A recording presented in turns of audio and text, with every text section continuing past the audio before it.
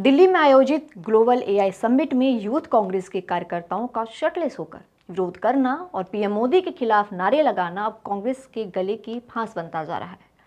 Youth Congress अध्यक्ष उदय भानु कल गिरफ्तार हुए। उन्हें 4 दिन की पुलिस हिरासत में भेज दिया गया है। राहुल गांधी अपने कार्यकर्ताओं के साथ खड़े हैं, उन्हें बब्बर शेर बता रहे हैं। लेकिन इन सबके बीच केंद्रीय मंत्री पीयूष गोयल के एक सोशल मीडिया पोस्ट से कांग्रेस भड़क गई है। पीयूष गोयल ने इसे भारत की छवि से समझौता करने वाली पारिवारिक विरासत करार दिया है। नेहरू से लेकर सोनिया गांधी तक को बीजेपी अब कॉम्प्रोमाइज बता रही है, क्योंकि जब एआई समिट का हंगामा हुआ था तो कांग्रेस के जो नेता समिट के दौरान शर्टलेस होकर के गए थे तो उस शर्ट पे लिखा हुआ था पीएम इज कॉम्प्रोमाइज्ड। लेकिन अब बीजेपी कांग्रेस की जो पुरानी विरासत है उसे कॉम्प्रोमाइज बता रही है। तो चलिए एक एक करके देखते हैं क्या है इस पोस्ट में। पीयूष गोयल ने अपने हमले की शुरुआत देश के पहले प्रधानमंत्री जवाहरलाल नेहरू से की। उन्होंने #कॉम्प्रोमाइज्ड कांग्रेस के साथ आरोप लगाया कि 1950 के दशक में भारत ने चीन को नाराज न करने के लिए यूएनएससी की परमानेंट सीट लेने से मना कर दिया था। इतना ही नहीं, 1954 में तिब्बत को चीन का हिस्सा मान लेना भारत की एक बड़ी सामरिक भूल बताई, जिससे भारत ने एक बफर स्टेट खो दिया।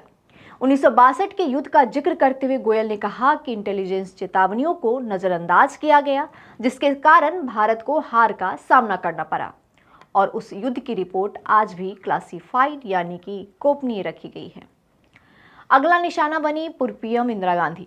बीजेपी का आरोप है कि कांग्रेस के तार विदेशी फंडिंग से जुड़े थे। इसमें सीएआई की फंडिंग के दावों और केजीबी के सूटकेस मनी के पुराने आरोपों का जिक्र किया गया है। लेकिन सबसे बड़ा मुद्दा रहा कच्चा थीवू द्वीप का। 1974 में तमिलनाडु की सरकार और वहां के लोगों से सलाह किए बिना भारतीय इलाका श्रीलंका को सौंप दिया गया था।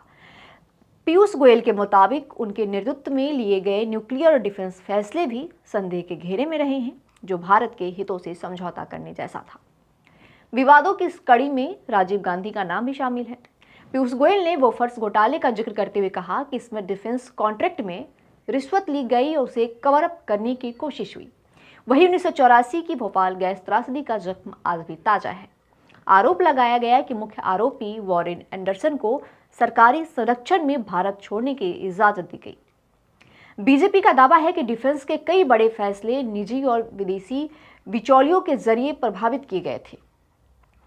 यूपीए सरकार के दौरान सोनिया गांधी की भूमिका पर भी इसमें सवाल उठाए गए हैं। गोयल ने आरोप लगाया कि उस वक्त असली सत्ता प्रधानमंत्री कार्यालय यानी पीएमओ के बाहर से चलाई जाती थी, जिसे शैडो पावर कहा गया। साथ ही नेशनल हेराल्ड केस का जिक्र करते हुए कहा गया कि पार्टी फंड का इस्तेमाल परिवार के कंट्रोल वाली एंटिटी को एसेट्स ट्रांसफर करने के लिए हुआ। चीन और जॉर्ज सोरोस नेटवर्क जैसे विदेशी डोनर्स से जुड़े फाउंडेशंस ने भी देश की सुरक्षा और हितों पर गंभीर चिंताएं पैदा की।